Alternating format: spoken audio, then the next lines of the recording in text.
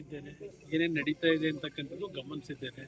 ಈ ರಾಜ್ಯದಲ್ಲಿ ಈ ಸರ್ಕಾರ ಬಂದ ನಂತರ ಕರ್ನಾಟಕದಲ್ಲಿ ಒಂದು ರೀತಿಯ ಮುಂದಿನ ದಿನಗಳು ಯಾವ ರೀತಿಯಲ್ಲಿ ರಾಜಕಾರಣ ಹೋಗಬಹುದು ಅಂತಕ್ಕಂಥದ್ದಕ್ಕೆ ವೇದಿಕೆಯನ್ನ ಸಿದ್ಧ ಮಾಡ್ತಾ ಇದೆ ಕಾಂಗ್ರೆಸ್ ಸರ್ಕಾರದಲ್ಲಿ.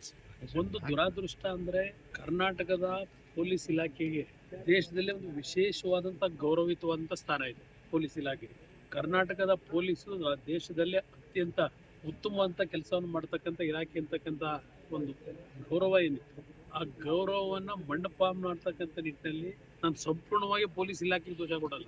ಇವತ್ತು ಈ ಸರ್ಕಾರದಲ್ಲಿ ಇರ್ತಕ್ಕಂಥ ಮಂತ್ರಿಗಳು ಯಾರಿಗೆ ಕೆಲವು ಆಯ್ದಂತ ಕೆಲವು ಪೊಲೀಸ್ ಅಧಿಕಾರಿಗಳನ್ನ ಅವರು ಡೈರೆಕ್ಷನ್ಗಳನ್ನ ಕೊಡೋದ್ರ ಮುಖಾಂತರ ಅವರಿಗೆ ಇವತ್ತು ಕಾನೂನು ಬಾಹಿರವಾದಂಥ ರೀತಿಯ ತೀರ್ಮಾನಗಳು ಆಗ್ತಾ ಇದೆ. ಬೇಕಾದಂಥ ರೀತಿಯ ಕೇಸ್ಗಳನ್ನು ಬುಕ್ ಮಾಡೋದು, ಯಾವ ರೀತಿ ಇವತ್ತು ಅವರ ವಿರೋಧಿಗಳನ್ನು ಸದೆಬಡಿಬೇಕು ಅಂತ ಹೇಳಿ ಈ ರೀತಿಯ ದುರುಪಯೋಗ, ಈ ರೀತಿಯ ಕಾನೂನಿನ ಉಲ್ಲಂಘನೆ ಸರ್ಕಾರದಿಂದ ಆಗ್ತಾ ಇರ್ತಕ್ಕಂಥದ್ದು ನಾವೆಲ್ಲ ಗಮನಿಸ್ತಾ ಇದ್ದೇವೆ.